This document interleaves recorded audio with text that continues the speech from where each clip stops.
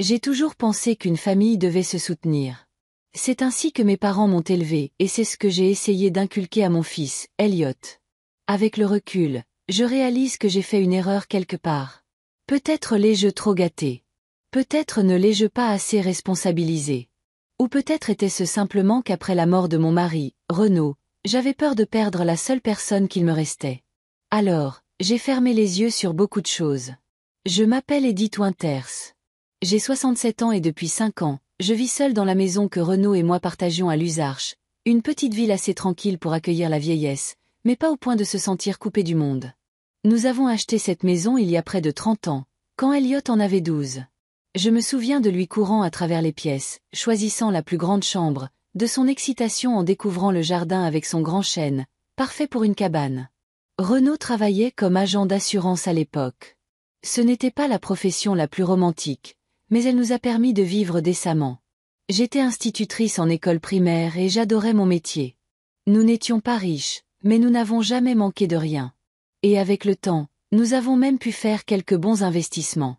Renaud était prudent avec l'argent, pensant toujours à l'avenir. « Edith, me disait-il, nous devons nous assurer que tu sois à l'aise quand je ne serai plus là. » Je balayais toujours ces conversations d'un revers de main. Nous avions le même âge et il me semblait ridicule qu'il s'inquiète de mourir prématurément, mais c'était le cas. Il y a 5 ans, une crise cardiaque l'a emporté subitement. Un matin, il ne s'est simplement pas réveillé. À ma grande surprise, j'ai découvert que Renaud m'avait laissé bien plus que ce à quoi je m'attendais.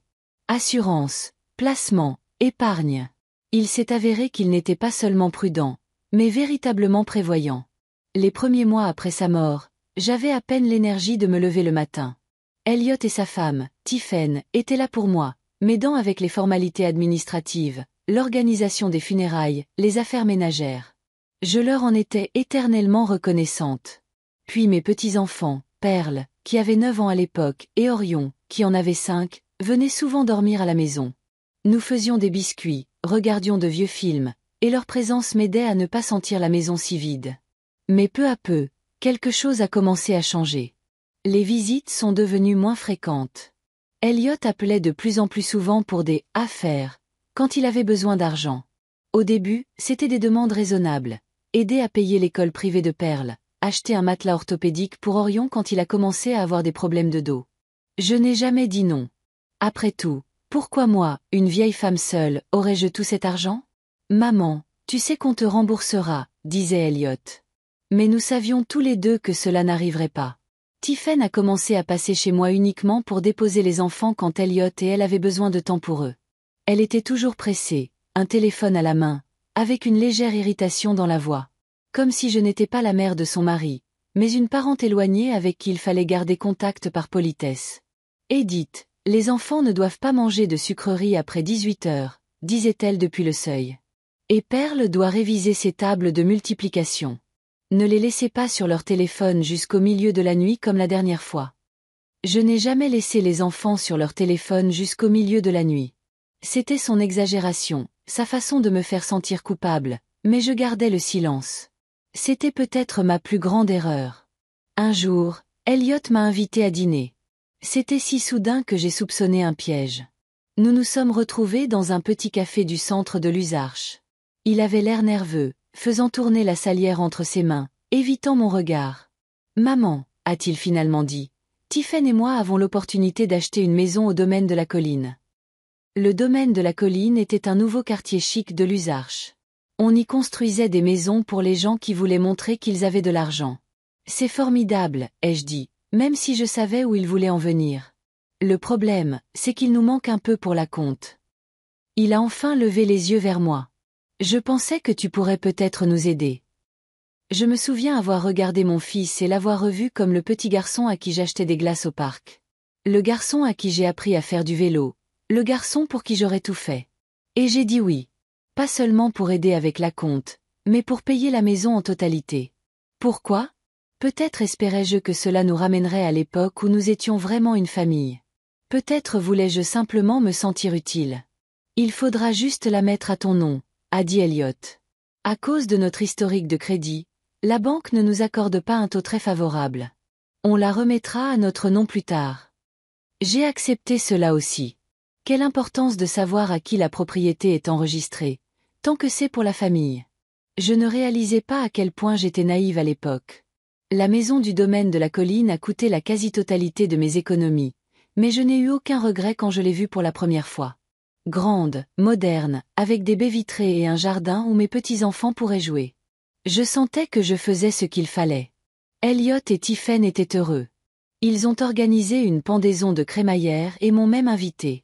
Pour la première fois depuis longtemps, ils m'avaient appelé juste pour le plaisir, pas pour garder les enfants. Ça n'aurait pas été possible sans toi, maman, a dit Elliot en me serrant dans ses bras. Il y avait beaucoup de leurs amis à la pendaison de crémaillère, des gens que je ne connaissais pas. Tiffen montrait fièrement à ses invités la cuisine avec ses comptoirs en marbre, le dressing de la taille de ma chambre, la cave à vin. J'étais assise dans un coin du salon avec une coupe de champagne, observant tout le monde et me sentant étrangement détachée, comme si je regardais un film sur la vie de quelqu'un d'autre. Perle, ma petite fille, maintenant adolescente, s'est approchée de moi, les yeux toujours baissés, fixés sur son téléphone. « Mamie », dit-elle sans quitter l'écran des yeux. « Maman a dit que c'est toi qui nous as acheté cette maison. » « Oui, ma chérie, ai-je répondu, espérant une quelconque manifestation de gratitude. « Cool, » dit-elle avec indifférence avant de s'éloigner en continuant à taper des messages. Après la pendaison de crémaillère, je m'attendais à ce que notre relation change. Que Elliot appellerait plus souvent. Que Tiffen cesserait de me voir comme un fardeau. Que les petits-enfants viendraient me rendre visite même quand leurs parents n'avaient pas besoin d'une babysitter gratuite. Mais rien n'a changé. C'est même devenu pire. Tiffen a commencé à organiser des dîners auxquels je n'étais pas invitée. Elliot appelait encore moins souvent, et quand je le faisais, il était toujours occupé ou pressé de mettre fin à l'appel. Les enfants, absorbés par leurs nouvelles activités dans la grande maison, semblaient ignorer mon existence. Un jour, j'ai décidé de passer à l'improviste. Il me manquait et je pensais apporter une tarte. Une tarte aux myrtilles, la préférée d'Orion. Quand je suis arrivée devant leur maison, j'ai vu plusieurs voitures dans l'allée. Les lumières étaient allumées aux fenêtres. On entendait des rires. J'ai sonné. Tiffen a ouvert et son visage a changé instantanément en me voyant. « Edith !» Il y avait de la surprise dans sa voix, et quelque chose qui ressemblait à de l'agacement. « On ne t'attendait pas. J'étais de passage. » Ai-je menti en lui tendant la tarte? Je me suis dit que j'allais m'arrêter pour voir comment vous alliez.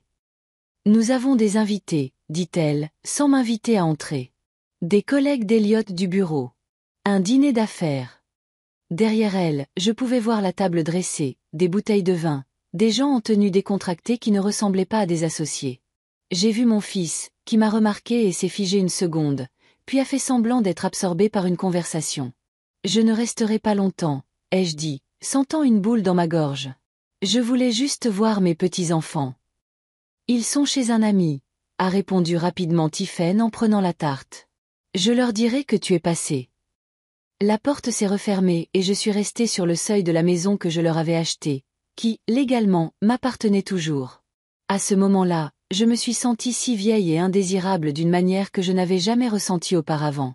Je suis rentrée chez moi et je suis restée assise dans le noir pendant un long moment, regardant les photos de nous tous ensemble. Du temps où Renaud était encore en vie, où Elliot me regardait avec amour au lieu d'une impatience soigneusement dissimulée. Quand Tiffen essayait encore de m'apprécier au lieu de me montrer à chaque occasion que j'étais superflue dans leur vie. Quand les petits-enfants n'étaient pas encore consumés par leurs gadgets et les réseaux sociaux. Que ai-je fait de mal? Je me le suis demandé encore et encore, sans trouver de réponse. Au printemps, Elliot m'a appelé, et j'ai tout de suite su à sa voix qu'il avait besoin de quelque chose. « Maman » a-t-il commencé sans préambule. « Tiffen, les enfants et moi pensons partir en Europe cet été pour 2 semaines. France, Italie, peut-être la Suisse. » Ça a l'air merveilleux, ai-je dit, me demandant où il voulait en venir. « Oui, ça fait longtemps qu'on en a envie, » a-t-il hésité. « Écoute, on aurait besoin d'un petit coup de pouce pour le budget. Les vols sont de plus en plus chers, et les hôtels aussi. » J'ai ressenti une fatigue familière. Bien sûr, ils ont besoin d'argent. Pourquoi d'autres appelleraient-ils sa mère? De combien avez-vous besoin, Elliot? Il m'a donné une somme qui n'était pas exorbitante, mais pas non plus négligeable. Je n'ai rien dit, et je suppose qu'il a pris cela pour un doute. Maman, tu sais, les enfants doivent élargir leurs horizons, a-t-il dit de la manière qu'il utilisait quand il était petit et voulait un nouveau jouet. Pearl choisira une université l'année prochaine. Elle a besoin de voir le monde, et ça ferait du bien à Orion aussi. Je comprends, ai-je dit lentement. Avez-vous pensé à m'emmener avec vous? J'adorerais voir l'Europe, moi aussi. Il y a eu un silence. Je pouvais presque entendre Elliot réfléchir frénétiquement à quoi dire. Eh bien, en fait, nous prévoyons un voyage en famille. Un voyage en famille, a-t-il finalement dit. Tu sais, juste nous quatre. Je fais aussi partie de la famille, ai-je dit doucement. Bien sûr, maman. Bien sûr. Sa voix est devenue exagérément enjouée. C'est juste que, bon, tu sais, les enfants veulent s'évader et avec toi. Il a de nouveau hésité. Ce ne serait pas aussi amusant, ai-je terminé pour lui. Non, non, c'est juste que... Il a soupiré. Écoute, je vais en parler à Tiphaine, d'accord? Peut-être qu'on peut trouver une solution. Nous avons terminé la conversation et je savais qu'il ne trouverait rien, qu'il appellerait dans quelques jours pour dire qu'il était désolé, mais qu'il n'y avait aucun moyen de m'emmener avec eux cette fois-ci. Et je leur donnerais l'argent parce que je le faisais toujours. Parce que je voulais qu'ils soient heureux, même si ce bonheur ne m'incluait pas. Mais je me trompais. Elliot n'a pas appelé. Au lieu de cela, 3 jours plus tard, un texto est arrivé. J'étais sur le point d'aller me coucher quand mon téléphone a sonné. J'ai cherché mes lunettes à tâtons et j'ai lu. Maman, je suis désolée, mais tu ne pourras pas te joindre à nous pour le voyage. Tiphaine pense que tu seras un fardeau. J'espère que tu comprends. On compte toujours sur ton aide pour les billets. J'ai relu le message plusieurs fois, n'en croyant pas mes yeux. Un fardeau. Voilà ce que j'étais devenue pour mon fils et sa femme. Une personne dont on n'a besoin que pour payer leurs factures, mais qu'il est embarrassant de montrer en société, dont l'amour vaut moins que le confort de Tiphaine. Je n'ai pas dormi de la nuit. Je suis restée allongée, les yeux fixés au plafond, me remémorant toutes les fois où j'avais ravalé mon ressentiment. Les fois où j'avais justifié leur négligence, les fois où j'avais donné de l'argent sans rien attendre en retour. Toutes ces fois où je me suis sentie superflue dans leur vie, mais où je me suis convaincue que c'était normal, que les enfants grandissent et vivent leur propre vie. Mais ce n'était pas normal. Et je me suis enfin autorisée à l'admettre. Maman, je suis désolée, mais tu ne pourras pas te joindre à nous pour le voyage. Tiphaine pense que tu seras un fardeau.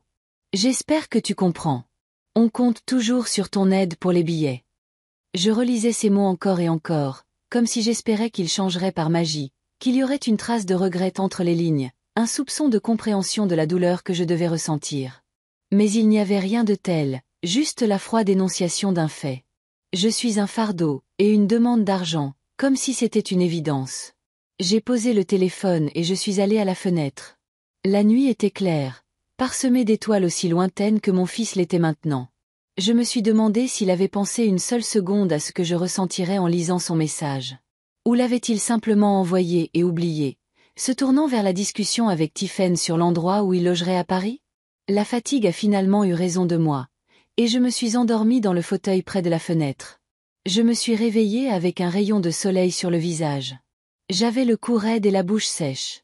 Une seconde, j'ai cru avoir rêvé du texto de la nuit dernière. Mais j'ai vu le téléphone sur la table et la réalité m'a de nouveau frappée. Devant une tasse de café, j'ai essayé de me calmer, de trouver une explication logique. Peut-être même une excuse pour Elliot. Peut-être qu'il était contrarié et avait écrit à la hâte. Peut-être que c'était Tiphaine qui le poussait et qu'il n'avait pas pu résister. Peut-être qu'il appellerait aujourd'hui pour s'excuser. Le téléphone est resté silencieux toute la journée. J'ai fait les tâches habituelles, la lessive, le dîner, l'arrosage des fleurs, mais tout semblait mécanique, comme si j'agissais en pilote automatique. Le même mot tournait en boucle dans ma tête. Fardeau. J'avais autrefois été le monde entier pour Elliot. Je me souviens de lui s'endormant dans mes bras, venant me voir pour chaque égratignure, me lisant ses premières dissertations de lycée, fier et excité. Je me souviens qu'il amenait ses amis à la maison au lycée parce qu'il disait que j'étais la mère la plus cool et que je faisais les meilleures crêpes aux myrtilles. Quand il a rencontré Tiphaine, il l'a amené me voir avant même son père, parce que mon opinion comptait plus pour lui. Qu'est-ce qui avait changé? Quand suis-je passé de la mère la plus cool à un fardeau? Ce soir-là, le téléphone a sonné. J'ai sursauté, mais ce n'était pas Elliot. C'était mon amie Louise. Nous nous étions rencontrés dans un club de lecture il y a quelques années, et nous nous appelions régulièrement depuis. Edith. Sa voix semblait inquiète. Tout va bien. Tu n'es pas venu à la réunion du club. J'avais complètement oublié le club de lecture. Nous devions discuter du nouveau roman de Catherine Elson, et j'avais même pris des notes dans les marges. Je suis désolée, Louise, ai-je dit, la voix tremblante. J'étais distraite. Qu'est-ce qui ne va pas? Il y avait dans sa voix une inquiétude sincère que je n'avais pas entendue de la part de mon propre fils depuis si longtemps. Et je lui ai tout raconté. Le message, la façon dont Elliot et Tiphaine m'utilisaient, la maison que je leur avais achetée, le sentiment d'être rejeté de leur vie. Oh mon Dieu, Edith, a dit Louise quand j'ai eu fini. C'est tout simplement horrible. Je n'arrive pas à croire qu'Elliot te fasse ça après tout ce que tu as fait pour lui. Peut-être que je surréagis, ai-je demandé, essayant encore de trouver une excuse à mon fils. Peut-être qu'il ne voulait pas que ça sonne si cruel. Edith, dit fermement Louise. Sois honnête avec toi-même. Ce n'est pas la première fois qu'ils te montrent qu'ils ne te veulent que comme distributeur de billets. Tu m'as raconté comment ils ne t'ont pas invité à Noël parce qu'ils voulaient faire ça en petit comité, mais qu'ils n'ont pas hésité à te demander de l'argent pour les cadeaux.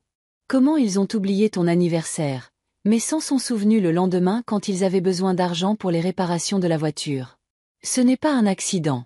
C'est un système. Je me suis tue, car je savais qu'elle avait raison. Toutes les petites humiliations que j'avais avalées en trouvant des excuses à Elliot s'assemblaient pour former une image claire, et cette image ne me plaisait pas du tout. « Qu'est-ce que tu vas faire ?» a demandé Louise. « Je ne sais pas, » ai-je répondu honnêtement. « Je crois que j'ai besoin de temps pour y réfléchir. » Après avoir parlé à Louise, j'ai sorti l'album de photos de famille. J'ai tourné les pages, regardant Elliot grandir, ses traits changer, puis l'arrivée de Tiphaine, et enfin des enfants. Je me suis arrêtée sur une photo prise il y a 5 ans, aux funérailles de Renaud. Elliot se tient à côté de moi, la main sur mon épaule. Il a l'air dévasté, et je vois un chagrin sincère dans ses yeux. Il aimait son père. M'aimait-il à ce moment-là? M'aime-t-il encore maintenant? J'ai passé une nuit blanche, et au matin, j'ai décidé que je devais parler à Elliot en personne. Je l'ai appelé à son travail, mais sa secrétaire m'a dit qu'il était en réunion. J'ai laissé un message lui demandant de me rappeler, mais il ne l'a jamais fait. Le soir, j'ai réessayé, mais son téléphone était éteint. Il m'évitait, et c'était la goutte d'eau qui faisait déborder le vase. Le lendemain, j'ai décidé d'agir. La première chose que j'ai faite a été d'appeler mon avocat, Maître Hubert Aubertin. Renaud et moi étions allés le voir pour rédiger nos testaments, et je l'avais consulté pour toutes les questions juridiques depuis. Madame Winters, dit-il lorsque nous nous sommes rencontrés dans son bureau, ravi de vous voir. Comment puis-je vous aider? Je lui ai exposé la situation, la maison que j'avais achetée pour Elliot et sa famille, le fait qu'elle était légalement enregistrée à mon nom, mais qu'ils y vivaient. Et je veux savoir, ai-je conclu, quels sont mes droits en tant que propriétaire? Puis-je, par exemple, vendre la maison? Maître Aubertin m'a regardé par-dessus ses lunettes, et une lueur de compréhension a brillé dans son regard. Il n'a pas demandé pourquoi je voulais vendre la maison où vivait mon fils. Peut-être avait-il vu assez de drames familiaux dans sa carrière pour ne pas être surpris. Mettons les choses au clair, dit-il en ouvrant le dossier de documents que j'avais apporté. La maison au 32 allée des Érables a été achetée par vous en pleine propriété. Elle est payée intégralement. Pas d'hypothèque. Il a tourné la page. Vous n'avez signé aucun acte de donation ou de transfert de propriété. C'est exact. Ai-je confirmé?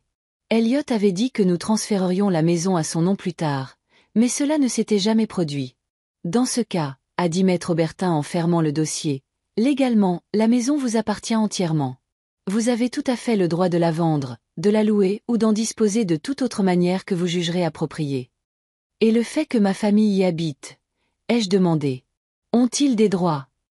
Sauf s'il existe un bail écrit, ils y vivent avec votre consentement, a expliqué Maître Aubertin. Vous pouvez retirer ce consentement à tout moment. Bien sûr, il y a certaines procédures d'expulsion à suivre, mais tout cela est gérable. J'ai hoché la tête, réfléchissant à ce que j'avais entendu. L'idée de pouvoir expulser mon propre fils et mes petits-enfants me semblait folle. Mais l'idée de continuer à être leur distributeur de billets, gardé dans un coin poussiéreux et sorti seulement en cas de besoin, n'était pas moins étrange. Madame Winters, dit doucement Maître Aubertin, voyant mon hésitation. Si vous décidez de vendre la maison, je vous recommande d'agir rapidement et peut-être de ne pas en informer votre famille avant que la transaction ne soit finalisée. Il s'est tu un instant. Autrement, il pourrait créer certaines difficultés. Vous pensez qu'Elliot pourrait entraver la vente?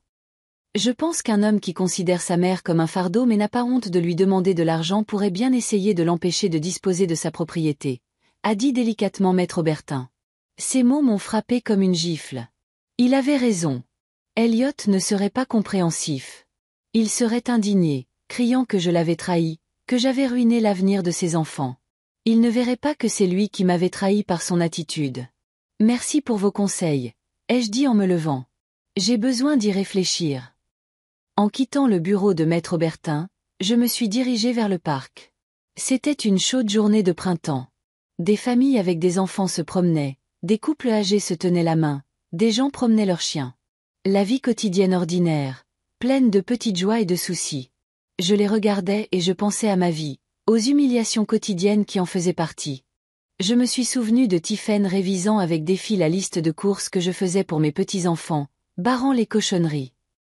D'Elliot regardant sa montre en me parlant au téléphone, comme si chaque minute avec moi était du temps perdu.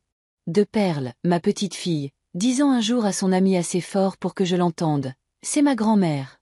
Elle est vieille et ne comprend rien à la vie moderne. » Et tout cela après que je leur avais donné presque toutes mes économies pour acheter la maison de leurs rêves. Je me suis dirigée vers le petit étang au centre du parc et je me suis assise sur un banc. Les canards nageaient, plongeant de temps en temps pour le pain que les enfants leur jetaient. Je les ai regardés et j'ai réalisé que je ne pouvais plus continuer à vivre comme ça. Je ne peux plus être une personne qu'on utilise et qu'on jette comme un objet inutile. Je ne peux pas me réveiller chaque jour en sentant que ma vie n'a aucune valeur, que je ne suis qu'un fardeau pour ceux que j'aime le plus au monde. À cet instant, assise sur ce banc au bord de l'étang, j'ai pris une décision. Je vais vendre la maison. Je vais récupérer l'argent qu'Elliot et Tiphaine pensent leur revenir de droit. Je cesserai d'être un distributeur de billets pour eux. Et peut-être qu'alors, ils me verront enfin comme un être humain, et non comme une source de financement pour leurs ambitions. C'était une décision effrayante. Je savais qu'elle changerait notre relation pour toujours, qu'Elliot ne me pardonnerait probablement jamais. Mais je savais aussi que je devais me respecter, moi, mes sentiments, mes limites. Qu'après la mort de Renaud, j'avais été si seule que j'étais prête à tolérer n'importe quelle attitude pour ne pas perdre les dernières personnes proches de moi. Mais maintenant, je réalisais que je les avais déjà perdus. Ou plutôt, les personnes qu'ils étaient autrefois. Ils avaient été remplacés par des créatures égoïstes, avides d'argent et de statut, qui ne me voyaient que comme un moyen d'atteindre leur fin. J'ai sorti mon téléphone et j'ai envoyé un texto à Elliot. Nous devons parler. C'est important. Il n'a pas répondu, ni 1 heure ni 2 heures plus tard.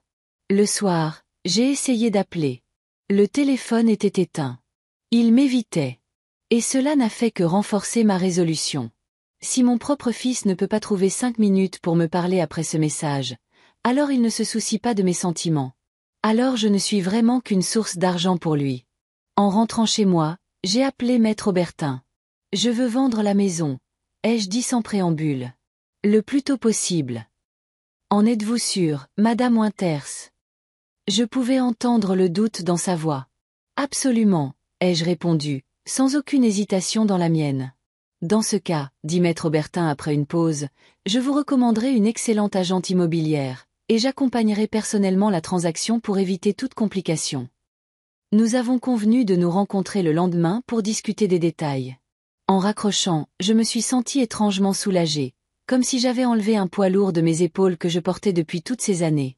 Un fardeau de culpabilité de ne pas être assez bien pour mon fils, d'être un poids dans sa vie parfaite. Avant de me coucher, j'ai repris mon téléphone et j'ai relu ce malheureux texto. Tiphaine pense que tu seras un fardeau. Pas « nous pensons », mais « Tiphaine pense ». Elliot n'avait même pas eu le courage d'assumer ces mots. Il se cachait derrière sa femme, comme il le faisait toujours quand il avait quelque chose de désagréable à me dire. Je me suis souvenu qu'Elliot m'avait dit après la mort de Renaud, « Maman, tu peux toujours compter sur moi. Je ne te laisserai jamais. » À ce moment-là, je l'avais cru. J'étais si reconnaissante pour ce soutien, d'avoir un homme qui promettait d'être là pour moi au moment le plus difficile de ma vie. Mais il n'a pas tenu sa promesse. Il m'a abandonnée, émotionnellement, spirituellement, dans tous les sens du terme sauf financièrement. Il tendait toujours la main quand il avait besoin d'argent, mais se détournait quand j'avais besoin d'amour et d'attention. Cette nuit-là, j'ai dormi paisiblement pour la première fois depuis longtemps. Ma décision était prise. Ma voie était tracée. Je n'essaierai plus d'acheter l'amour de mon fils et de sa famille. Je ne supporterai plus l'humiliation et la négligence. Je ne serai plus un fardeau. Le matin, j'ai été réveillée par un appel téléphonique. C'était Maître Aubertin. Madame Winters, dit-il. J'ai parlé à l'agente immobilière. Elle est disposée à nous rencontrer à 10 heures ce matin si cela vous convient. C'est parfait, ai-je répondu. Je serai à votre bureau. L'agente, Béatrice Dubois, était une femme énergique d'une quarantaine d'années, au regard vif et déterminé. La maison du domaine de la colline, dit-elle en examinant les titres de propriété. Superbe quartier, forte demande. Nous pouvons la mettre sur le marché demain et je pense que nous trouverons un acheteur en une semaine. Si vite, fus-je surprise. L'immobilier au domaine de la colline se vend instantanément, acquiesça Béatrice. Surtout les maisons de ce calibre. Le seul problème, ce sont les locataires actuels. Je suppose qu'ils ne sont pas au courant de la vente. Pas encore, ai-je admis. Cela pourrait compliquer les visites de la maison pour les acheteurs potentiels, dit Béatrice pensivement. Habituellement, nous essayons de convenir avec les propriétaires d'un moment où personne ne sera à la maison. Je connais leurs horaires, ai-je dit. Elliot est au travail jusqu'à 18 heures. Tiffen passe les mardis et jeudis au spa. Les enfants sont à l'école jusqu'à 15 heures. Nous pourrions organiser les visites ces jours-là. Béatrice hocha la tête, prenant des notes. Parfait. Et une autre question délicate, les effets personnels. Dans la maison, je suppose qu'il y a des biens appartenant à votre fils et à sa famille. Oui, bien sûr. En cas de vente, il faudra décider quoi en faire, a dit Béatrice. Normalement, nous donnons aux anciens locataires le temps de déménager leurs affaires, mais étant donné la situation, il serait peut-être judicieux d'envisager d'engager une société pour emballer et transporter leurs biens dans un garde-meubles sécurisé. J'ai hoché la tête, imaginant Elliot et Tiffen revenant de leur voyage en Europe et trouvant la maison vide. Ce serait un choc pour eux. Mais ne m'avaient-ils pas choqué avec leur attitude? Ne le méritaient-ils pas? Je suis d'accord, ai-je dit. Faisons comme ça. Il y a encore une chose, est intervenu Maître Aubertin. La famille de votre fils a déjà prévu un voyage en Europe, n'est-ce pas? Quand partent-ils exactement? Dans 2 semaines, ai-je répondu. Et il prévoit d'y rester 14 jours. C'est le moment idéal pour finaliser la transaction, a remarqué Maître Aubertin. Nous pouvons effectuer toutes les procédures en leur absence et éviter les scènes émotionnelles. Je me suis rendu compte qu'il avait raison. Si Elliot apprenait la vente avant son départ, il ferait tout pour l'arrêter. Menacer, supplier, manipuler. Il pourrait même essayer de contester mon droit de disposer de la propriété, même s'il n'avait aucune base légale pour le faire. D'accord, ai-je convenu. Essayons de tout finaliser d'ici leur retour.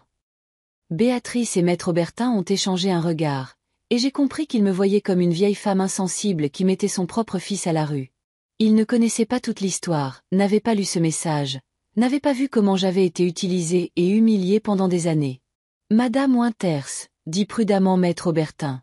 Êtes-vous sûre de vouloir vous engager dans cette voie? Peut-être devriez-vous d'abord parler à votre fils. Lui expliquer vos sentiments. J'ai essayé, ai-je répondu. Il m'évite. Il ne répond ni à mes appels ni à mes textos. Je lui ai donné sa chance, et plus d'une. Ils ont hoché la tête, n'essayant plus de me dissuader. Nous avons discuté des détails, du prix, de la commission, des modalités, du plan d'action.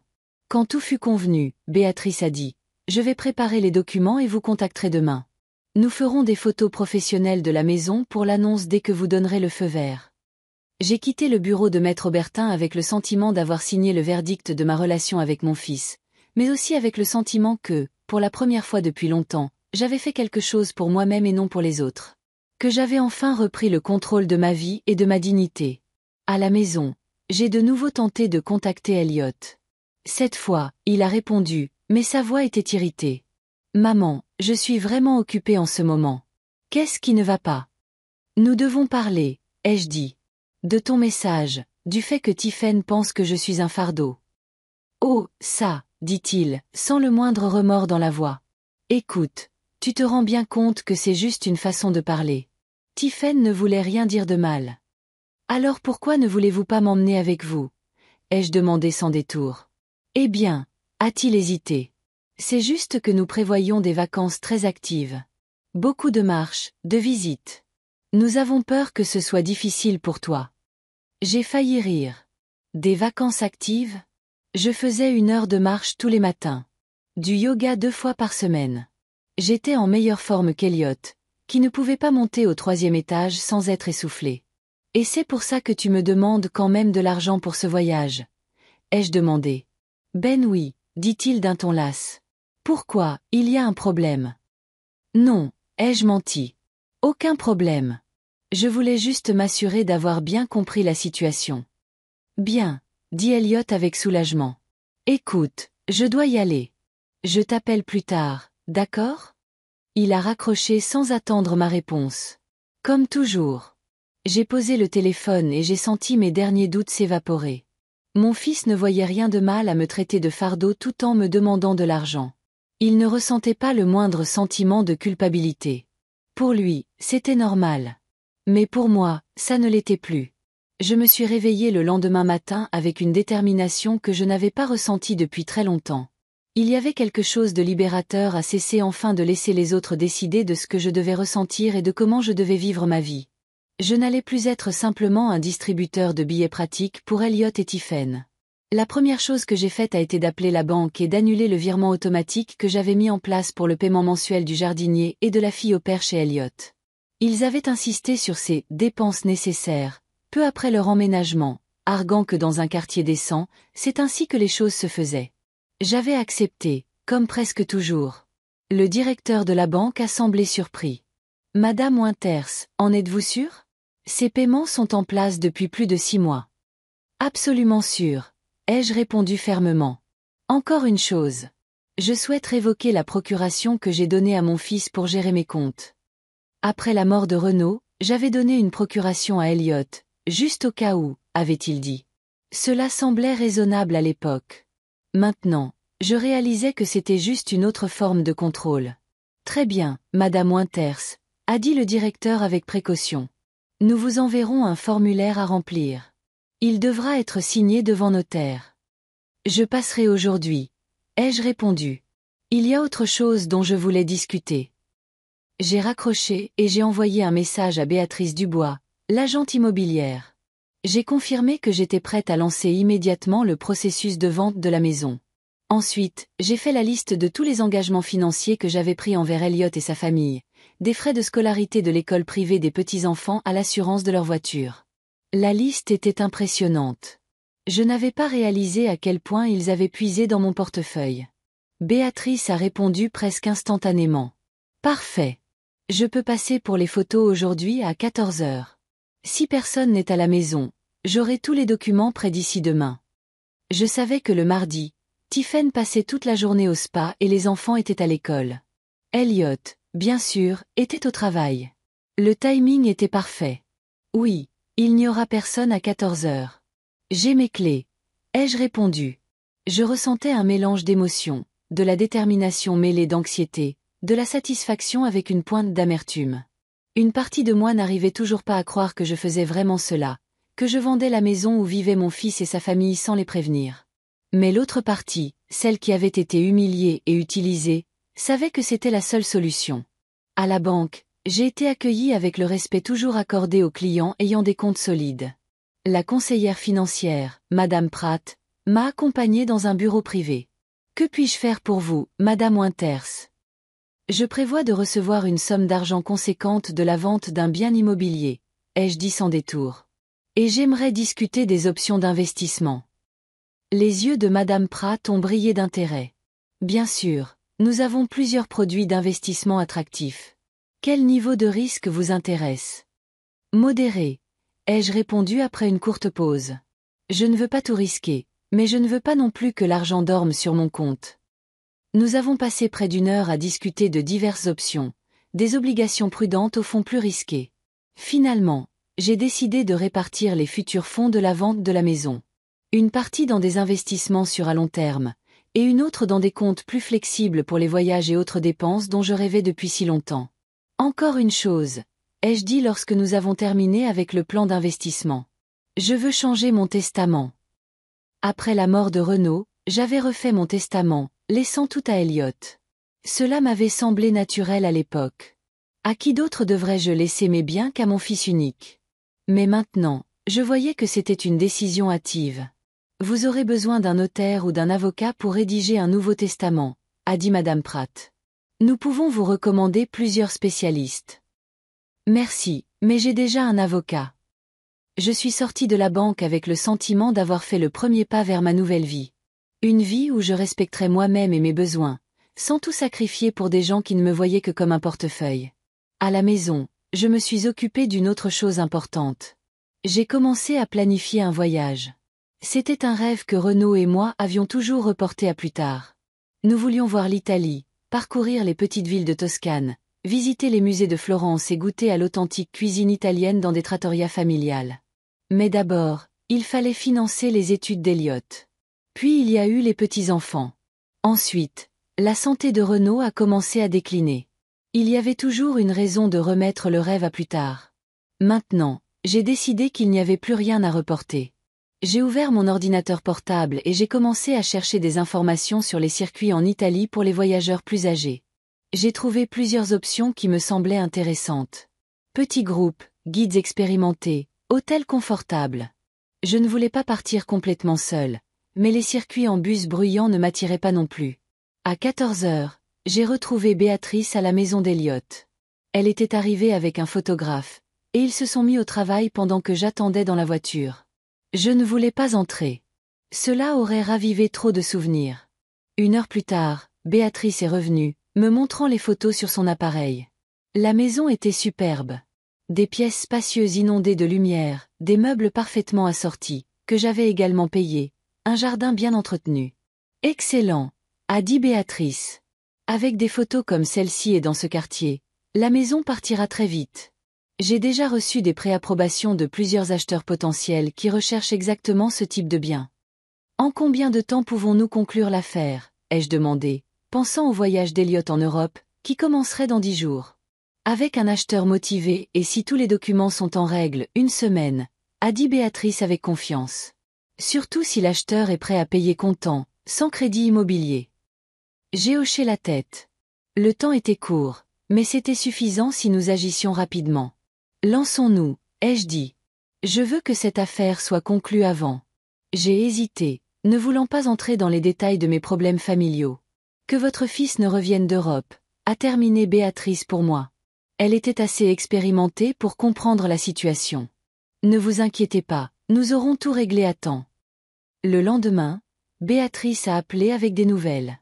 Nous avons déjà 3 acheteurs potentiels qui souhaitent visiter la maison. 2 visites aujourd'hui et 1 demain. J'ai accepté et j'ai de nouveau fourni des informations sur l'emploi du temps de la famille pour organiser les visites quand personne ne serait à la maison. J'ai décidé de ne pas y assister moi-même. Je ne voulais pas risquer de tomber accidentellement sur Tiphaine ou les enfants s'ils rentraient plus tôt. Le soir, Béatrice a rappelé. Madame Winters, nous avons une offre. Un couple marié. Il est chirurgien, elle est professeure d'université. Ils aiment vraiment la maison. Ils sont prêts à payer le prix total. Et surtout, ils peuvent payer la totalité de la somme en une seule fois, sans crédit. C'était exactement ce que j'espérais. Une transaction rapide avec des acheteurs fiables. Quand pouvons-nous signer les papiers, ai-je demandé. Je pense que nous serons prêts d'ici la fin de la semaine, a répondu Béatrice. Nous devons juste faire expertiser et inspecter la maison, mais c'est une formalité. Je l'ai remercié et j'ai raccroché. Puis je suis restée assise en silence pendant un long moment, pensant à ce qui se passait. Je vendais la maison où vivaient mon fils et sa famille. Je les mettais à la rue. Ça semblait horrible.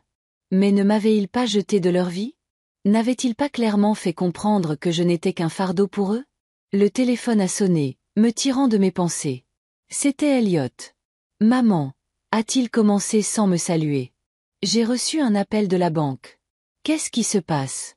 Pourquoi as-tu annulé les paiements? Sa voix était irritée, exigeante. Aucune inquiétude de savoir si j'allais bien, si j'avais des difficultés financières, Seulement du ressentiment que le flux d'argent habituel se soit soudainement tari. J'ai décidé de réévaluer mes dépenses, ai-je dit calmement. Quoi? Sa voix était incrédule. Quelles dépenses? Tu sais bien que nous comptons sur cet argent. Et moi, je comptais sur le fait de partir en Europe avec vous, ai-je paré. Ou au moins que tu ne me traites pas de fardeau. Il y eut un silence. Je pouvais presque entendre Elliot réfléchir frénétiquement à quoi dire. Maman, dit-il enfin, sa voix s'adoucissant. Je t'ai dit que c'était une façon de parler. Tiphaine ne voulait pas te blesser.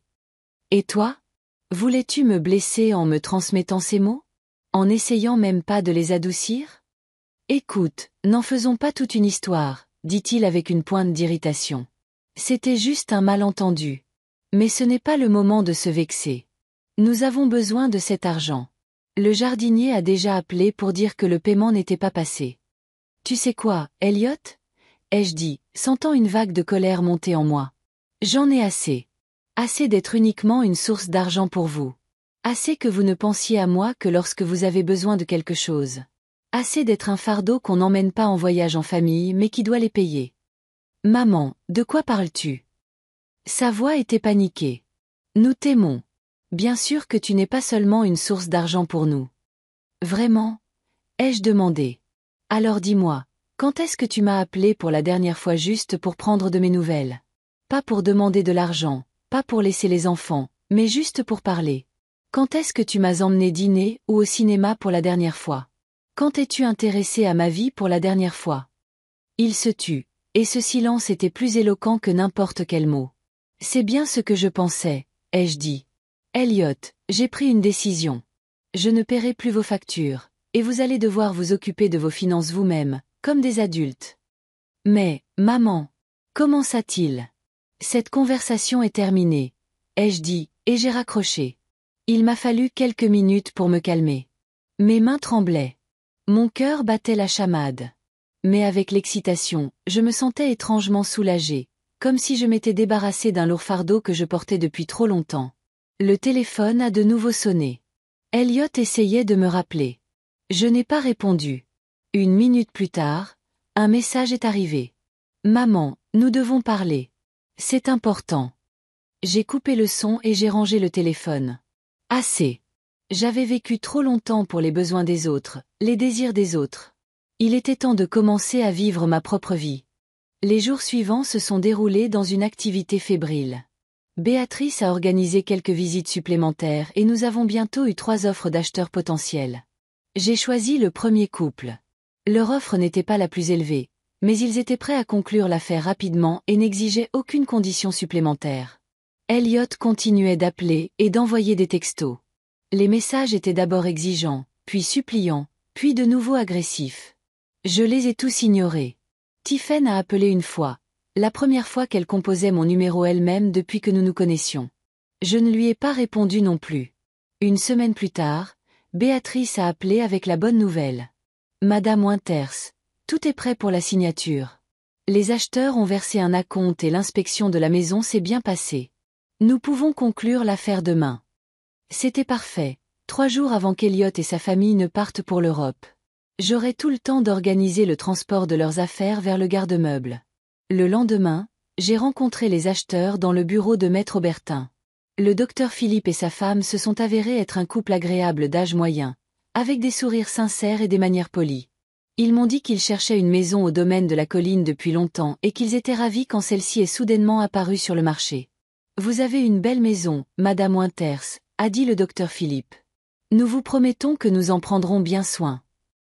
J'ai souri faiblement, sans préciser que je n'avais jamais vécu dans cette maison, que je l'avais achetée pour un fils ingrat qui me considérait comme un fardeau.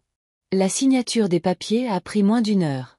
Lorsque la dernière signature a été apposée, j'ai ressenti un calme étrange. L'acte était accompli.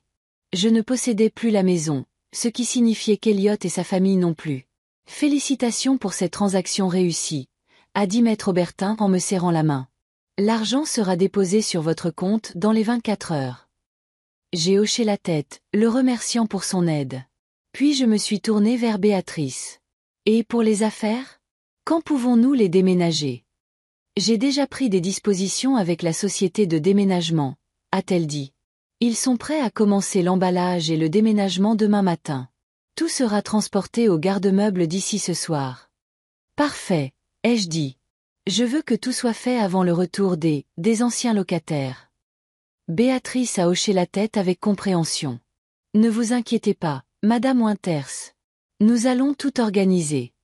En quittant le bureau de Maître Aubertin, je me sentais étrangement légère, comme si j'avais laissé tomber un lourd sac à dos après un long voyage. La décision avait été prise, l'action entreprise. Il n'y avait pas de retour en arrière possible. Le soir, je me suis remise à planifier mon voyage, mais cette fois avec des dates précises et un budget. J'ai choisi un circuit en Toscane commençant dans un mois.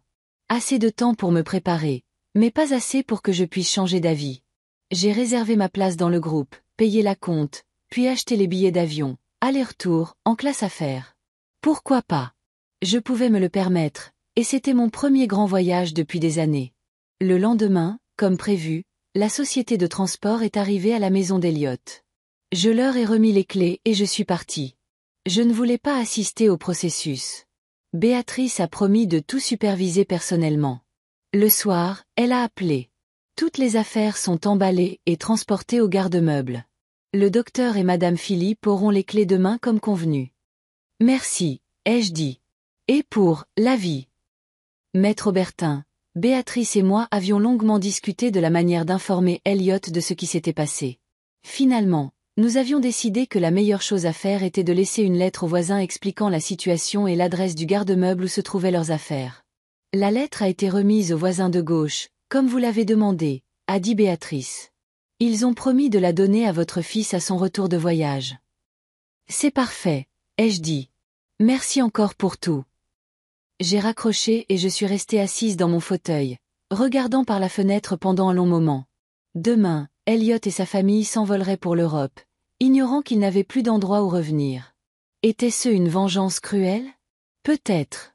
Mais ne m'avait-il pas traité cruellement pendant des années, juste d'une manière différente, émotionnellement, psychologiquement, en me faisant sentir indésirable, superflu, un fardeau? Pour la première fois depuis longtemps, je me sentais complètement maîtresse de ma vie. J'étais libérée du chantage affectif, de la culpabilité, de la nécessité de donner constamment sans jamais rien recevoir en retour. Je pouvais à nouveau respirer à plein poumon. Avant de me coucher, j'ai sorti la photo de Renaud qui était toujours sur ma table de nuit. « Serais-tu déçu de moi ?» ai-je demandé doucement. « Où aurais-tu compris ?» Son visage souriant ne m'a donné aucune réponse. Mais dans mon cœur, je sentais qu'il aurait compris. Renaud avait toujours apprécié la détermination et le respect de soi. Il n'aurait pas approuvé la façon dont son fils me traitait après sa mort. Le matin, je me suis réveillée avec un nouveau sentiment de liberté et d'opportunité. L'argent de la vente de la maison était déjà sur mon compte, une somme substantielle qui me permettait de ne pas m'inquiéter de l'avenir et de réaliser de nombreux rêves. Je pouvais voyager, faire du bénévolat, aider ceux qui en avaient vraiment besoin et qui appréciaient cette aide. Après le petit déjeuner, j'ai appelé mon amie Louise. J'ai vendu la maison d'Elliott, ai-je dit sans préambule. Quoi? S'est-elle exclamée. La maison? Celle que tu leur avais achetée? Oui, ai-je confirmé. Ils partent pour l'Europe aujourd'hui et ils ne savent pas qu'ils n'auront plus d'endroit où revenir. Il y a eu un silence. Je m'attendais à un jugement, à un choc, à une déception. Mais au lieu de cela, Louise a dit, « Bien joué. Il était temps que tu leur montres que tu n'es pas un paillasson sur lequel on s'essuie les pieds. » Son soutien comptait énormément pour moi. Je savais que tout le monde ne comprendrait pas ce que j'avais fait. Beaucoup me condamneraient, me traiteraient de mère cruelle qui mettait son propre fils à la rue. Mais ils ne connaissaient pas toute l'histoire. Ils ne savaient pas ce que j'avais enduré. « Que comptes-tu faire maintenant ?» a demandé Louise. « Je pars en Italie, » ai-je répondu avec un sourire. Le circuit en Toscane dont Renaud et moi avions toujours rêvé. Ça commence dans un mois. C'est merveilleux. Elle était sincèrement excitée. Tu le mérites, Edith. Tu mérites de vivre pleinement ta vie. Après avoir parlé à Louise, je suis allée me promener. La journée était claire et chaude, parfaite pour une longue promenade tranquille. Je me suis dirigée vers le parc où je marchais souvent avec mes petits-enfants quand ils étaient petits. Maintenant, ils acceptaient rarement de passer du temps avec moi, trop occupés avec leurs gadgets et leurs amis. Ou peut-être que leurs parents leur avaient inculqué que mamie n'était qu'une vieille dame ennuyeuse, un fardeau avec qui il fallait socialiser par politesse. Assise sur un banc du parc, j'ai observé les jeunes mères avec leurs enfants, les couples se tenant la main, les personnes âgées flânant le long des allées. Ils vivaient tous leur vie, avec leurs joies et leurs peines. Et moi aussi, j'avais le droit de vivre ma propre vie, de ne pas exister comme un appendice à la vie d'Elliot et de sa famille. En rentrant chez moi, j'ai décidé de m'occuper d'une dernière chose que je reportais depuis trop longtemps. J'ai sorti les boîtes d'affaires de Renaud que je gardais toujours dans le placard. 5 ans s'étaient écoulés depuis sa mort, et je n'avais toujours pas eu le courage de les trier. Comme si en gardant ses affaires, je gardais une partie de lui. Maintenant, j'étais prête à lâcher prise. Pas à oublier, jamais, mais à lâcher prise. J'ai trié ses vêtements, mettant de côté les bonnes choses pour une organisation caritative. J'ai parcouru ses livres, ne gardant que ceux qui nous étaient particulièrement chers à lui et à moi. J'ai trié les photos, en choisissant quelques-unes pour l'album que j'emporterais avec moi en voyage. C'était une entreprise étrange, douce amère. Chaque objet évoquait des souvenirs, certains jusqu'aux larmes, mais je sentais que je faisais ce qu'il fallait, que Renaud aurait approuvé. Il disait toujours que la vie devait être vécue pleinement, même quand ça fait mal. En fin d'après-midi, j'avais terminé. Les boîtes d'objets pour l'association caritative se trouvaient dans le couloir, prêtes à être expédiées. Un album de photos sélectionnées était posé sur la table basse. Mon cœur était léger et calme. J'ai allumé la télévision pour regarder les informations du soir et j'ai vu un reportage sur une grève des contrôleurs aériens dans plusieurs pays européens. De nombreux vols étaient annulés ou retardés. Je me suis demandé si cela affecterait le voyage d'Elliot. Cependant, ce n'était plus mon problème. En me préparant à me coucher, j'ai de nouveau regardé la photo de Renaud. Je l'ai fait, ai-je dit doucement. J'ai enfin pris ma vie en main. Et tu sais quoi? Ça me semble juste. Je croyais qu'il comprendrait. Renaud avait toujours respecté la force de caractère et la capacité à se défendre. Des qualités que je semblais avoir perdues depuis sa mort et que je commençais seulement à retrouver. En m'endormant, j'ai pensé à la Toscane, aux collines ondulantes couvertes de vignobles, aux villes médiévales s'élevant sur les falaises, à une assiette de vraies pâtes dans une petite trattoria familiale. Tous ces endroits que Renaud et moi rêvions de voir ensemble, mais que nous n'avons jamais eu l'occasion. Maintenant, je les verrai pour nous deux, et peut-être sentirai-je sa présence à mes côtés. Pour la première fois depuis des années, je me sentais non seulement vivante, mais vraiment libre. Libre des attentes des autres, de la culpabilité, de l'obligation de donner sans jamais rien recevoir en retour. Libre d'être moi-même. Pas seulement une mère, une grand-mère, une veuve, mais simplement Edith Winters, une femme avec ses propres désirs, ses rêves et ses projets. Et ce sentiment de liberté était plus beau que tout ce que j'avais connu depuis longtemps. Les 2 semaines qui ont suivi la vente de la maison ont filé à toute vitesse. J'étais occupée à préparer le voyage, à acheter de nouveaux vêtements, des chaussures confortables pour les longues marches, à étudier les informations sur les lieux que j'allais visiter. Chaque jour apportait un nouveau sentiment de liberté et de possibilité. La veille du retour d'Europe d'Elliot et de sa famille, j'ai ressenti une légère inquiétude. Pas de doute, je ne regrettais pas ma décision une seule seconde, mais plutôt une excitation avant l'inévitable tempête. Je savais que la réaction serait émotionnelle. Elliot n'avait jamais été doué pour gérer les surprises, surtout les désagréables. Et Tiphaine, eh bien, je ne pouvais imaginer l'hystérie qu'elle déclencherait. Le téléphone a sonné alors que je finissais de dîner. C'était un numéro inconnu avec un indicatif international. « Allô » ai-je répondu avec prudence. « Maman. » La voix d'Elliot était étrange, tendue. « Pourquoi ne réponds-tu pas à mes appels? Ça fait 1 semaine que j'essaie de t'appeler. » J'avais en effet ignoré ses appels et ses textos pendant tout leur séjour en Europe. Je ne voulais pas gâcher mon humeur. J'ai été occupée, ai-je répondu de manière neutre. Occupée. Il y avait une pointe d'irritation dans sa voix. Tellement occupée que tu ne pouvais pas prendre un appel de ton propre fils. Oui, Elliot, ai-je dit fermement. Tellement occupée. J'ai ma propre vie, tu sais. Il est resté silencieux un moment, ne s'attendant clairement pas à cette réponse. Habituellement, je m'excusais, je trouvais des prétextes, j'essayais de le rassurer. Mais pas maintenant. Maman, qu'est-ce qui se passe? A-t-il demandé d'un ton différent. Tu as annulé tous les paiements. Tu ne réponds pas au téléphone. Est-ce que tout va bien? Il y avait une inquiétude dans sa voix que je n'avais pas entendue depuis longtemps, mais je savais qu'elle n'était pas sincère. Il ne s'inquiétait pas pour moi, mais pour l'argent qui avait soudainement cessé d'affluer sur ses comptes. Je vais bien, ai-je répondu. Mieux que je ne l'ai été depuis des années. Et vous? Comment va l'Europe? Bien, a-t-il répondu distraitement, clairement surpris par mon calme. Écoute, il faut qu'on ait une discussion sérieuse à notre retour. Nous rentrons demain, alors peut-être qu'on pourra passer chez toi le soir. Je pense qu'une conversation serait en effet nécessaire, ai-je convenu. Mais peut-être pas demain. Vous aurez beaucoup de choses à faire à votre retour. Quel genre de choses? A-t-il demandé, perplexe. Les choses habituelles. Le décalage horaire, la récupération des bagages.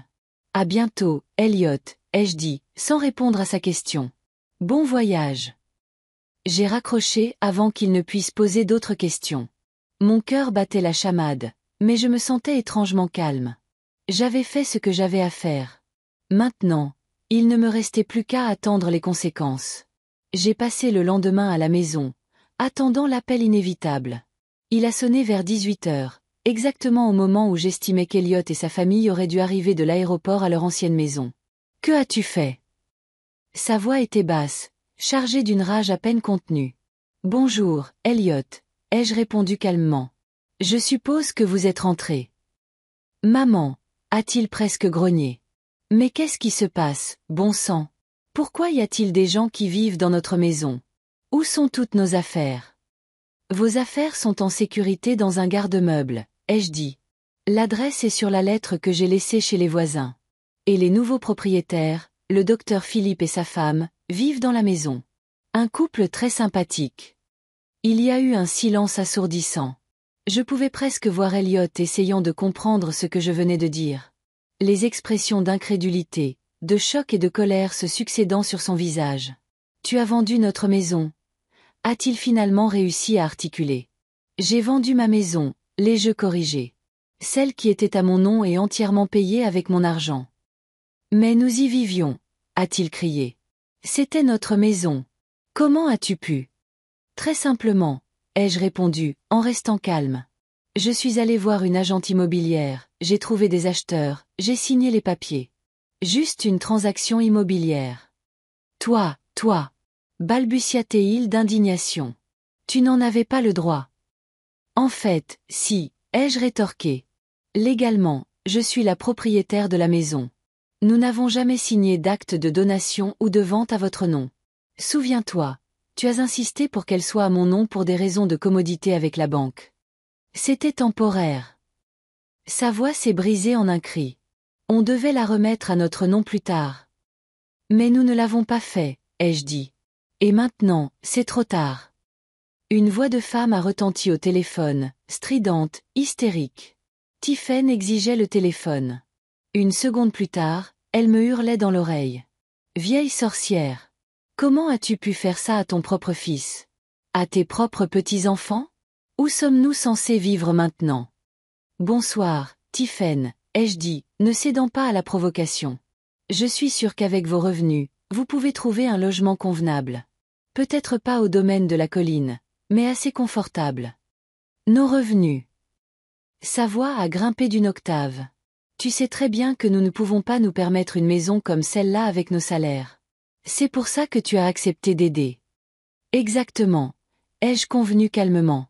J'ai accepté d'aider par amour pour mon fils et mes petits-enfants.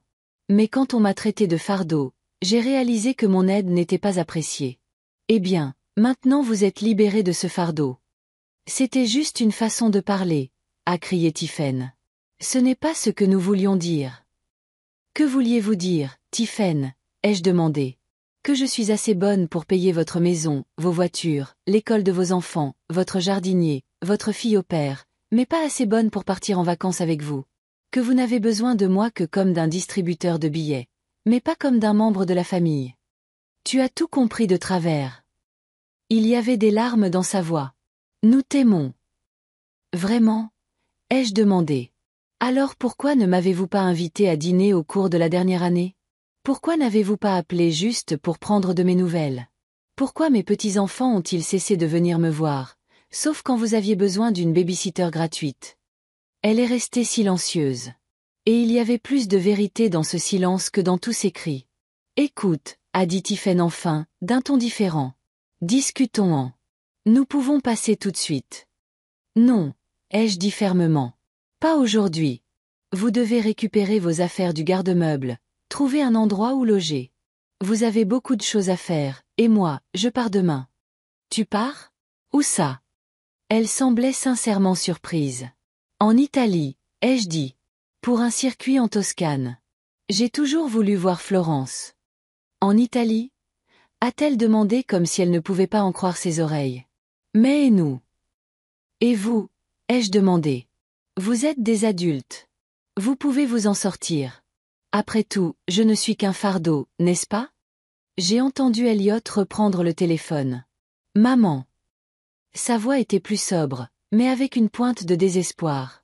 S'il te plaît, rencontrons-nous et parlons-en. Je comprends que tu sois offensé, mais ça, c'est trop. Nous venons de rentrer de voyage et nous découvrons que nous n'avons nulle part où vivre. Nous avons 2 enfants, maman. Pense à Perle et Orion. J'ai pensé à eux, ai-je dit. Toutes ces années, j'ai pensé à eux quand je payais pour leur éducation, leur colonie de vacances, leurs gadgets. Mais eux ont cessé de penser à moi il y a longtemps. Quand est-ce que Perle m'a appelé pour la dernière fois juste pour parler? Quand Orion s'est-il demandé comment j'allais? Ce sont des enfants, maman, a dit Elliot d'un ton de reproche. Tu ne peux pas leur en vouloir. Non, je ne peux pas, ai-je convenu. J'en veux à toi et à Tiphaine. Vous leur avez appris que leur grand-mère était un distributeur de billets, pas une personne avec des sentiments. Qu'on peut l'utiliser puis la jeter quand elle devient gênante. Ce n'est pas vrai, a-t-il objecté. Mais il n'y avait aucune conviction dans sa voix. N'est-ce pas? Ai-je demandé. Alors pourquoi Perle a-t-elle dit à son amie que j'étais vieille et que je ne comprenais rien à la vie moderne? Pourquoi Orion a-t-il refusé de jouer aux échecs avec moi alors qu'il adorait nos parties? Pourquoi restent-ils tous les deux sur leur téléphone quand je viens et répondent à peine à mes questions? Elliot était silencieux. Peut-être réfléchissait-il pour la première fois à ce que ses enfants ressentaient pour moi. Ou plus probablement, il ne savait tout simplement pas quoi dire. Écoute, Elliot, ai-je dit plus doucement. Je n'ai pas fait ça par dépit. J'ai juste réalisé que je ne pouvais plus vivre comme ça. Je ne peux pas être la personne qu'on utilise et qu'on jette. Je ne pouvais pas continuer à acheter votre amour que je ne recevais de toute façon pas. J'avais besoin de retrouver mon respect de moi-même. Au prix de nous jeter dehors, a-t-il demandé amèrement. Je n'ai jeté personne à la rue, ai-je contré. Tous vos biens sont en sécurité. Vous avez de l'argent pour louer un logement. Vous avez tous les deux un travail. Vous êtes des adultes. Vous êtes autonomes. Vous pouvez vous en sortir. Et si nous n'y arrivons pas? Il y avait ce ton manipulateur dans sa voix que je connaissais si bien. Si nous devons vivre dans un motel, si les enfants souffrent, alors vous ressentirez ce que j'ai ressenti pendant toutes ces années, ai-je répondu doucement. L'impuissance, la dépendance, l'incertitude quant à l'avenir. La seule différence, c'est que vous êtes des jeunes en bonne santé avec une éducation et un travail. Vous avez toutes les chances de vous remettre sur pied. Et moi, je suis une veuve de 67 ans considérée comme un fardeau par sa propre famille. La voix de Tiphaine est revenue au téléphone. Elle criait quelque chose, mais je ne pouvais pas distinguer les mots. Puis un cri d'enfant. Celui d'Orion. Je pense que toute la famille était en état de choc et de panique. Ah, je dois y aller, a dit Elliot, la défaite dans la voix. Mais cette conversation n'est pas terminée. Bien sûr que si, ai-je convenu. Nous reparlerons. Mais pas ce soir, et pas demain. J'ai besoin de temps, et vous aussi. J'ai raccroché, et je suis resté longtemps à regarder dans le vide. Il y avait un étrange mélange d'émotions en moi. L'amertume d'en être arrivé là. Le soulagement d'avoir enfin dit ce que je pensais depuis des années. Et, curieusement, la sympathie que je ressentais pour Elliot et sa famille. Malgré tout, je les aimais. Je ne pouvais simplement plus les laisser me manipuler. Le téléphone a de nouveau sonné. Elliot essayait de me rappeler. Je n'ai pas répondu. J'avais besoin de temps pour rassembler mes pensées. Et ils avaient besoin de temps pour digérer ce qui s'était passé, eux aussi. 1 heure plus tard, on a sonné à la porte. J'ai regardé par le Judas et j'ai vu Elliot, l'air débraillé et les yeux rouges. Tiphaine se tenait à côté de lui en pleurant. Son mascara avait coulé. Derrière eux se trouvaient les enfants, Perle avec une expression hautaine qu'elle pensait apparemment adulte, et Orion, effrayé et confus. J'ai ouvert la porte, mais je ne me suis pas écartée, ne les invitant pas à entrer. Maman, a commencé Elliot sans préambule. Tu dois nous rendre la maison. C'est impossible, ai-je répondu calmement. La maison a été vendue. La transaction est finalisée. L'argent a été transféré. Les nouveaux propriétaires ont déjà emménagé. Alors donne-nous l'argent pour une nouvelle maison, est intervenue Tiphaine. Sa voix était exigeante malgré ses larmes. Tu as reçu l'argent de la vente, n'est-ce pas? Tu dois nous le donner. Je ne dois rien à personne, ai-je dit fermement. L'argent est à moi. Je l'ai gagné, et j'ai tout à fait le droit d'en disposer comme je l'entends. Mais ce n'est pas juste, s'est exclamé Tiphaine. Tu ne peux pas tout nous enlever comme ça. Je n'ai rien enlevé à personne, ai-je contré. J'ai arrêté de donner. Il y a une différence. Grand-mère, est intervenue Perle avec une intonation qu'elle devait considérer comme mûre et judicieuse. Tu te rends compte que ce que tu as fait est mal, n'est-ce pas? Tu dois réparer ça. J'ai regardé ma petite fille, une grande et belle jeune fille qui s'asseyait autrefois sur mes genoux et me demandait de lui lire des contes de fées. Maintenant, il n'y avait que du jugement froid et de la certitude dans ses yeux. Perle, ai-je dit doucement, quand est-ce que tu m'as appelé pour la dernière fois sans rien me demander? Quand as-tu demandé comment j'allais, ce que je pensais, ce que je ressentais? Elle a cligné des yeux, ne s'attendant clairement pas à une telle question. Ben, je ne sais pas, a-t-elle finalement répondu. J'ai beaucoup de choses à faire, l'école, les amis. Bien sûr, ai-je hoché la tête. Tu as ta propre vie. Et j'ai la mienne, et j'ai le droit de la vivre comme je l'entends, sans me sentir coupable de ne pas répondre aux attentes de quelqu'un d'autre. Mais nous sommes une famille, s'est exclamé Elliot. Une famille est censée se soutenir. Oui, nous devrions, ai-je convenu. Mais le soutien n'est pas à sens unique. Ce n'est pas seulement moi qui donne et vous qui prenez. C'est le respect mutuel, l'attention, la bienveillance. Quand est-ce que tu m'as demandé pour la dernière fois comment j'allais? Quand es-tu intéressé à ma vie, pas seulement à mon portefeuille? Elliot a ouvert la bouche pour objecter, mais il ne l'a pas fait. Il savait que j'avais raison. Je peux entrer? A demandé Orion doucement, me regardant avec ses grands yeux. Je veux aller aux toilettes. Cette simple demande enfantine a brisé la tension. J'ai souri et je me suis écartée. Bien sûr, mon chéri. Tu sais où c'est. Orion s'est glissé devant moi dans la maison. Les autres l'ont suivi, bien que je ne les ai pas invités à entrer. Dans le salon, Tiphaine a immédiatement pris une posture de défi. Elle se tenait au milieu de la pièce, les bras croisés sur la poitrine. Alors, que nous suggères-tu de faire? A-t-elle demandé avec défi. Vivre dans la rue. Vous avez de l'argent, ai-je dit. Vous avez tous les deux un travail. Prenez un appartement, économisez pour un acompte, contractez un prêt immobilier.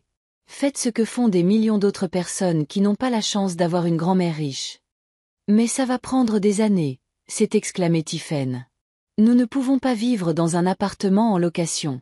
Qu'est-ce que les gens vont penser? Voilà ce que c'était. Pas l'inquiétude pour les enfants, pas la peur d'être sans abri. La peur de perdre son statut, de sortir du cercle des gens convenables avec leur maison au domaine de la colline. Les gens penseront que vous êtes une famille de la classe moyenne, ai-je dit. Quel est le problème? Tu ne comprends pas. Tiphaine criait presque. Nous ne pouvons pas retourner à ce genre de vie. Nous sommes habitués à un certain niveau. Un niveau que je vous ai fourni, lui ai-je rappelé. Avec mon argent. Et maintenant, je vais dépenser cet argent pour moi-même. Voyages, loisirs, œuvres de charité, tout ce que je choisirai. C'est égoïste, a lâché Tiphaine. Non, ai-je dit calmement. Ce qui est égoïste, c'est de penser qu'une autre personne est obligée de vous offrir une vie de luxe sans rien vous donner en retour, même pas du respect. C'est égoïste de traiter de fardeau la personne qui vous a donné presque toutes ses économies. Tiphaine s'est détournée, incapable de trouver une réponse. Elliot était assis sur le canapé, la tête basse. Perle se tenait près de la fenêtre, absorbée avec défi par son téléphone. Orion est revenu des toilettes et s'est assis tranquillement à côté de moi. Mamie, a-t-il demandé soudainement. On a vraiment été si méchant. Sa question m'a prise au dépourvu. J'ai regardé dans ses yeux inquiets et j'ai senti un pincement de conscience. Ce n'était pas la faute des enfants si leurs parents les avaient élevés ainsi. Non, mon chéri. ai-je dit doucement en passant mon bras autour de ses épaules. Vous n'avez pas été méchant. C'est juste que nous avions tous oublié ce que signifiait être une famille. Que ce n'était pas seulement une question d'argent et de cadeaux, mais d'attention, de soins, de respect. Je pourrais venir te voir, a-t-il demandé doucement. Même si on ne vit plus dans cette maison. Bien sûr que tu pourras, ai-je répondu, les larmes me montant aux yeux. Je serai toujours heureuse de te voir. Et Perle aussi, ai-je ajouté en jetant un coup d'œil à ma petite fille, qui faisait semblant de ne pas écouter. Alors, a dit Elliot en relevant la tête. Qu'est-ce qu'on fait maintenant? Ce soir? Où est-ce qu'on dort? Vous avez des cartes de crédit, ai-je dit. Réservez une chambre d'hôtel jusqu'à ce que vous trouviez un appartement. J'ai entendu dire que l'auberge de la rivière a de bonnes chambres familiales. Un hôtel. Tiphaine m'a regardé comme si je leur avais suggéré de passer la nuit sous un pont. Temporairement, ai-je expliqué.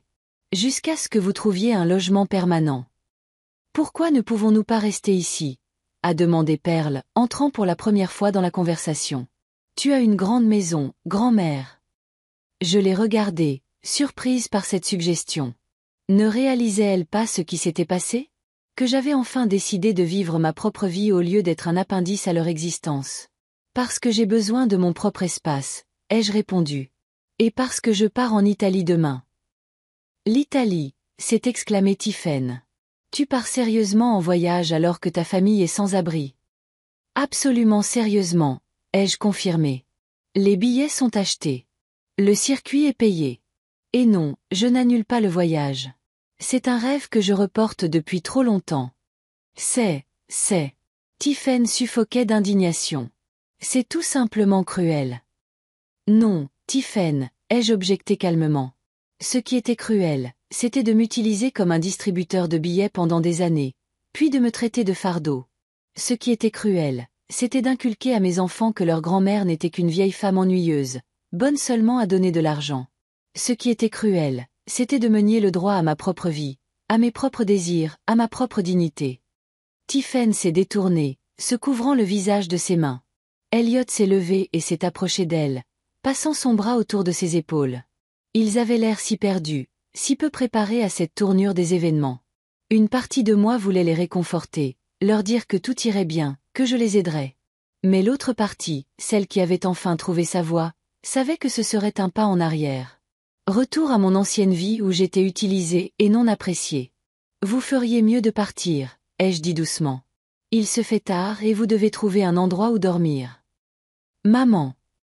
Elliot s'est tourné vers moi, les larmes aux yeux. S'il te plaît, ne fais pas ça. Ne nous tourne pas le dos. Nous allons arranger ça. Nous te traiterons mieux. Nous serons plus attentifs. Aide-nous juste maintenant. J'ai regardé mon fils, un homme adulte qui pleurait comme un enfant parce que, pour la première fois de sa vie, il faisait face aux conséquences réelles de ses actes. Je l'aimais, quoi qu'il arrive. Mais je ne pouvais plus être son distributeur de billets. Elliot, ai-je dit doucement. Je ne vous tourne pas le dos. Je ne vais simplement plus résoudre tous vos problèmes. Vous êtes des adultes. Vous pouvez vous en sortir. Et si vous voulez vraiment réparer notre relation, alors faites-le par amour, pas pour l'argent. Parce que la famille, ce ne sont pas des transactions financières. C'est de l'attention. C'est du respect. C'est de la considération. Allons-y, a dit Tiphaine en se redressant brusquement. Nous ne sommes pas les bienvenus ici. Je vais appeler l'hôtel. Elle s'est dirigée vers la porte, entraînant Perle avec elle. Elliot est resté là, immobile, me regardant toujours avec un air suppliant dans les yeux. Tu vas le regretter, a-t-il dit doucement. Quand tu seras toute seule. Peut-être, ai-je répondu. Mais il vaut mieux être seule qu'avec des gens qui ne vous respectent pas. Orion m'a fait un dernier câlin, en chuchotant. Tu vas me manquer, mamie. Puis ils sont partis. Tiphaine en tête, le visage de Pierre, suivi de Perle, les yeux rivés sur son téléphone. Puis Elliot, le dos voûté comme sous le poids d'une soudaine responsabilité. Et enfin, Orion, se retournant sur le seuil pour me faire un signe de la main. J'ai fermé la porte et je me suis adossée contre elle. Mon cœur battait la chamade, une boule dans la gorge. Mais avec la douleur, je me sentais étrangement soulagée. J'avais dit tout ce que je voulais dire. Je m'étais enfin défendue. Et même si ça faisait mal, même si ça brisait l'illusion du bien-être familial, c'était la vérité. Et la vérité, même amère, est meilleure que le plus doux des mensonges. J'ai pris une profonde inspiration, puis j'ai expiré, calmant les battements de mon cœur. Demain est un nouveau jour. Demain, je m'envole pour l'Italie, vers un rêve que j'ai reporté depuis bien trop longtemps. Le matin de mon départ pour l'Italie était étonnamment clair et calme. Je me suis réveillé tôt, avant l'aube, et je suis resté longtemps à regarder le plafond, me remémorant la confrontation de la veille avec Elliot et sa famille. Leur choc, leur incrédulité, leur indignation, tout cela était attendu, mais cela laissait tout de même un goût amer, surtout les mots d'Elliot sur le fait que je le regretterais quand je serais seule. Il y avait une part de vérité en eux que je ne pouvais nier. La solitude me faisait peur, et c'est la peur de la solitude qui m'avait fait endurer des années de négligence. Mais maintenant, je réalisais qu'être seul et se sentir seul étaient deux choses différentes. On peut vivre entouré de gens et se sentir invisible, indésirable, comme c'était mon cas ces dernières années. Et on peut être physiquement seul, mais ressentir la plénitude de la vie, la liberté, l'autosuffisance. Je me suis levée, j'ai pris une douche et j'ai commencé à préparer mes dernières affaires pour le voyage. Mon téléphone a sonné alors que je fermais ma valise.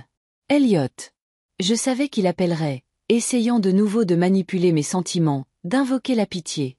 Pas aujourd'hui. Aujourd'hui, c'était mon jour. Le début de ma nouvelle vie. J'ai coupé le son et j'ai rangé le téléphone. Le taxi devait arriver à 8 heures du matin. Il me restait encore une demi-heure.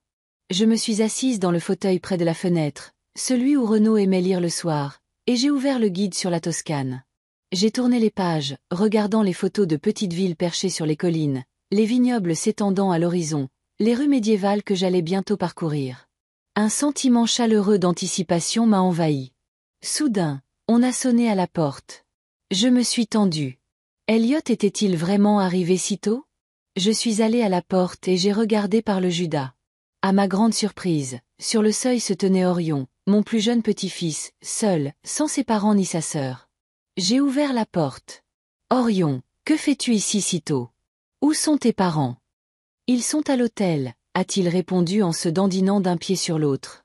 Je me suis levée tôt et j'ai pris le bus. Je voulais te voir avant que tu partes. J'étais touchée. De toute la famille, seul le garçon de 10 ans avait eu la sincérité et le courage de venir me dire au revoir. Entre, ai-je dit en le laissant passer. Je n'ai pas beaucoup de temps, le taxi va bientôt arriver. Orion est entré et a regardé autour de lui comme s'il voyait ma maison pour la première fois, bien qu'il y soit venu de nombreuses fois. Mais peut-être la regardait-il avec des yeux différents maintenant. Les yeux d'un enfant qui avait soudain réalisé que les adultes n'étaient ni tout-puissants ni omniscients, qu'ils pouvaient faire des erreurs, souffrir, prendre des décisions difficiles. Grand-mère, a-t-il dit en sortant un petit paquet de sa poche. Je voulais te donner ça. C'est pour le voyage. J'ai déplié le papier et j'ai vu un petit porte-clés en forme de boussole. C'est pour que tu ne te perdes pas, a dit Orion sérieusement. Pour que tu puisses toujours retrouver ton chemin vers la maison. J'ai senti une boule se former dans ma gorge. Ce simple cadeau enfantin signifiait plus pour moi que n'importe quelle offrande coûteuse que j'ai jamais reçue. Il y avait une préoccupation sincère, non entachée de calcul ou d'obligation. Merci, mon chéri, ai-je dit en serrant mon petit-fils dans mes bras. C'est le plus beau des cadeaux. Je l'emporterai partout avec moi. La sonnette a retenti. Le taxi était arrivé. Orion m'a serré fort pour me dire au revoir, comme il le faisait quand il était petit. Tu vas me manquer, mamie. Tu me rapporteras quelque chose d'Italie? Je te le promets, ai-je dit en l'embrassant sur le sommet de la tête. Maintenant, je devais vraiment y aller. Je suis sortie vers le taxi le cœur léger. Peut-être que tout n'était pas perdu. Peut-être y avait-il une lueur d'espoir dans cette situation, une chance de construire une nouvelle relation plus saine, basée sur le respect mutuel plutôt que sur la dépendance financière. À l'aéroport, j'ai éteint mon téléphone. Je ne voulais pas que les appels d'Elliot ou les textos de Tiffen gâchent le début de mon voyage. Ces 2 semaines seraient les miennes, et seulement les miennes. Un temps de liberté, de découverte, de nouvelles expériences. Le vol s'est déroulé sans incident. Je regardais par le hublot les nuages en contrebas et je pensais à la façon étrange dont la vie avait tourné. Un mois plus tôt, je n'étais qu'un distributeur de billets pratiques pour ma famille, une personne tolérée par politesse et utilisée en cas de besoin. Maintenant, je m'envolais pour l'Italie, vers un rêve que j'avais reporté depuis bien trop longtemps. Lorsque l'avion a atterri à Florence, j'ai ressenti une bouffée d'énergie. L'aéroport m'a accueilli avec de la chaleur et le bourdonnement de voix dans différentes langues. J'ai passé le contrôle des passeports, récupéré mes bagages et me suis dirigé vers le hall des arrivées, où un représentant de l'agence de voyage devait me rencontrer. Un jeune Italien avec une pancarte indiquant « Madame Winters » m'a repéré et m'a fait signe. Il m'a accompagné jusqu'au van où les autres participants du circuit, 8 personnes de mon âge ou un peu plus jeunes, attendaient déjà. « Bienvenue », a dit le guide lorsque tout le monde fut rassemblé. Je m'appelle Marco et pour les 2 prochaines semaines, je serai votre guide à travers les merveilles de la Toscane. Il a parlé du programme du circuit, des endroits que nous visiterions, de ce qui nous attendait dans les jours à venir. J'écoutais avec intérêt, appréciant la mélodie de son anglais avec un accent italien. Une chambre confortable avec vue sur les toits de tuiles de la vieille ville m'attendait à l'hôtel, dans le centre historique de Florence. J'ai défait mes valises, pris une douche et décidé de me reposer un peu avant la réunion de groupe du soir. Les jours suivants ont filé comme dans un rêve. Nous avons parcouru Florence, admirant la majestueuse cathédrale Santa Maria del Fiore avec son célèbre dôme, déambulé dans la galerie des offices en contemplant les chefs-d'œuvre de Botticelli et de Léonard de Vinci, et nous sommes assis dans de petits cafés en savourant le meilleur cappuccino du monde. Puis notre circuit s'est poursuivi vers les petites villes de Toscane. Sienne avec sa place unique en forme de coquillage, San Gimignano avec ses tours médiévales, Montepulciano, célèbre pour ses vins. Nous avons séjourné dans des chambres d'hôtes familiales, dîné dans de minuscules trattorias dont les recettes se transmettaient de génération en génération, dégusté des vins locaux et apprécié le rythme tranquille et la beauté de la campagne italienne. Je sentais que quelque chose changeait en moi chaque jour.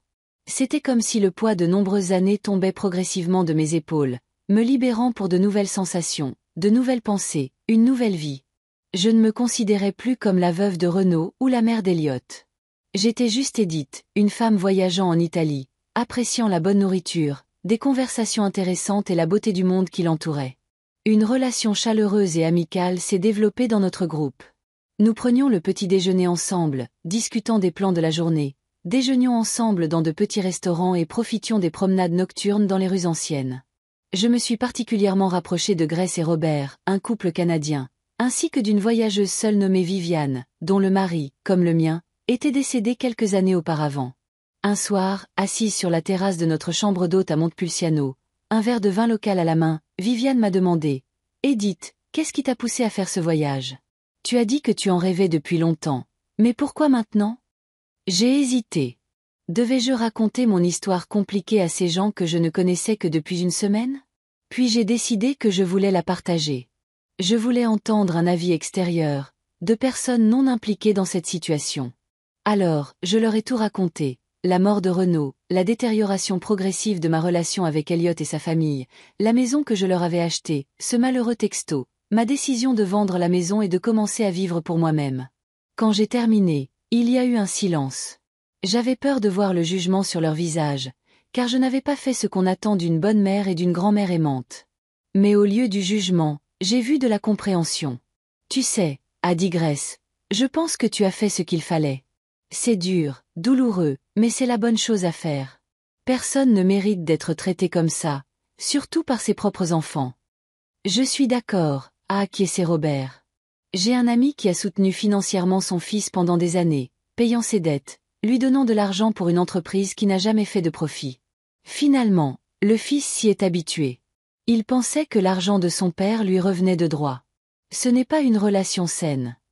Je pense que tu leur as donné une leçon importante, a ajouté Viviane. Douloureuse peut-être, mais nécessaire. Ils doivent apprendre à vivre par eux-mêmes, à apprécier ce qu'ils ont et à respecter les autres, surtout leur propre mère. Leurs mots ont été comme un baume pour mon âme. Pour la première fois depuis que j'avais pris ma décision, je me sentais totalement convaincue que c'était la bonne chose à faire. Je n'étais pas une mère abusive qui avait mis son fils à la rue. J'étais une femme qui avait enfin décidé de se respecter et d'exiger le respect des autres. Merci, ai-je dit, des larmes de gratitude me montant aux yeux. Vous n'avez aucune idée de l'importance que votre compréhension a pour moi. Le voyage a continué, et chaque jour qui passait, je me sentais de plus en plus renouvelée, comme si je renaissais. J'ai savouré chaque instant, le café du matin sur la terrasse avec vue sur les vignobles, les promenades dans les rues anciennes, les conversations du soir avec mes nouveaux amis. J'ai pris des dizaines de photos, acheté de petits souvenirs pour moi et pour Orion, goûté de nouveaux plats dont je n'avais jamais connu l'existence. Quand le moment est venu de rentrer, j'ai ressenti des émotions mitigées. D'un côté, je ne voulais pas que ce voyage se termine. De l'autre, j'étais prête à rentrer et à commencer un nouveau chapitre de ma vie, avec une attitude différente envers moi-même et le monde. À l'aéroport de Florence, avant d'embarquer, j'ai rallumé mon téléphone. Des dizaines d'appels manqués et de messages d'Elliot et de Tiphaine.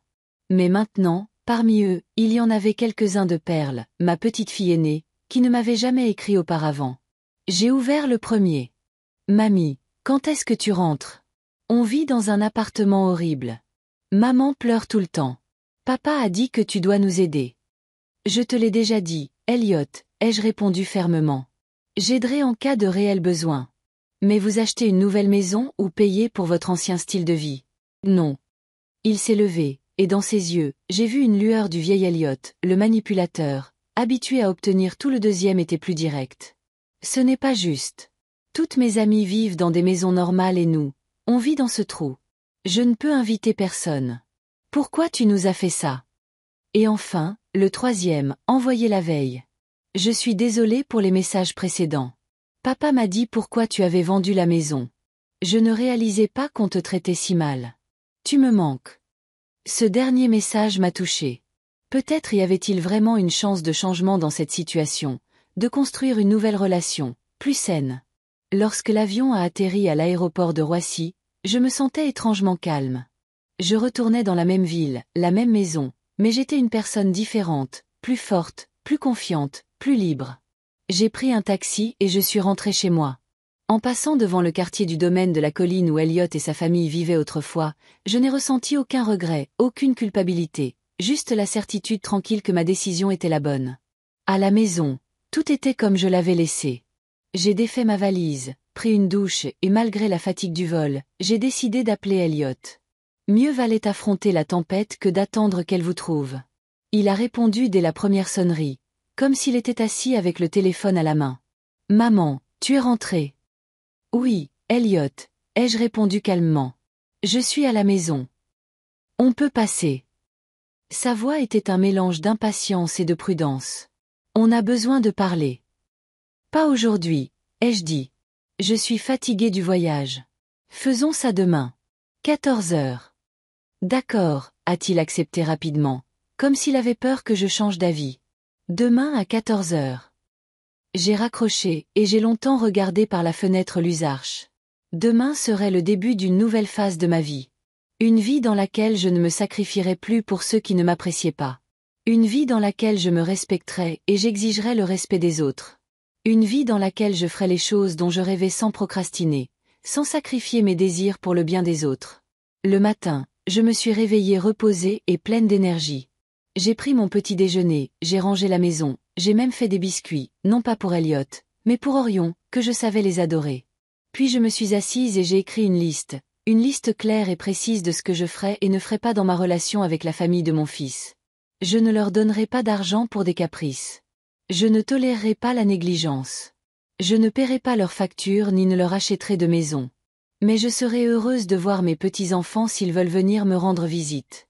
Je discuterai avec Elliot s'il me traite avec respect. J'aiderai en cas de réel besoin, de maladie, d'accident, d'une situation vraiment difficile. À 14 heures précises, la sonnette a retenti. J'ai ouvert et j'ai vu toute la famille, Elliot, Tiphaine, Perle et Orion. Ils avaient l'air différents, pas aussi pimpants qu'avant. Leurs vêtements étaient plus simples, leurs visages tirés, leurs yeux fatigués. Orion a été le seul à se précipiter pour me serrer dans ses bras. « Mamie, tu m'as tellement manqué. Tu m'as rapporté quelque chose d'Italie? » « Bien sûr, mon chéri, » ai-je souri en le serrant contre moi. « Entrez, tout le monde. » Ils sont entrés dans la maison et se sont assis dans le salon. Tiphaine était distante, le visage de pierre. Perle était clairement mal à l'aise, évitant mon regard. Elliot avait l'air tendu mais essayait de sourire. « Comment s'est passé le voyage, maman ?» a-t-il demandé quand tout le monde fut assis. « Tu as l'air reposée. »« C'était merveilleux, » ai-je répondu. « L'Italie est magnifique. Je pense même y retourner à l'automne, peut-être à Rome et à Venise. »« Maman, » a dit Elliot, allant droit au but. « Nous avons besoin de ton aide. Tu sais, nous vivons dans un appartement en location, nous joignons à peine les deux bouts. Je sais que vous vivez comme la plupart des gens, ai-je dit calmement. Selon vos moyens. Mais ce n'est pas ce à quoi nous sommes habitués. Tiphaine n'a pas pu se retenir. Les enfants sont habitués à autre chose. Les habitudes peuvent être changées, ai-je dit. Surtout les mauvaises. Maman. Elliot a essayé de prendre un ton conciliant. Nous savons que nous t'avons blessé.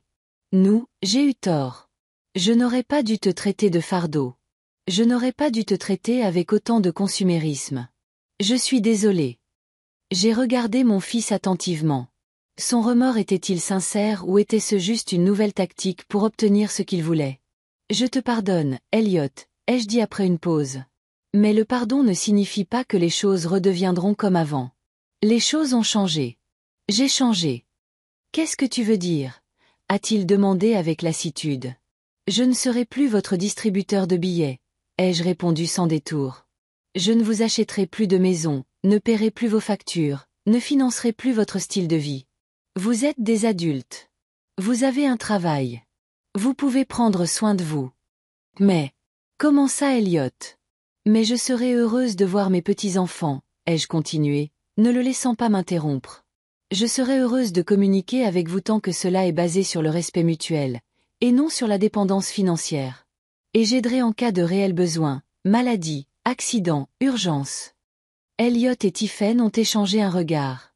Je pouvais presque voir leurs esprits travailler, essayant de trouver une nouvelle approche, une nouvelle façon de manipuler.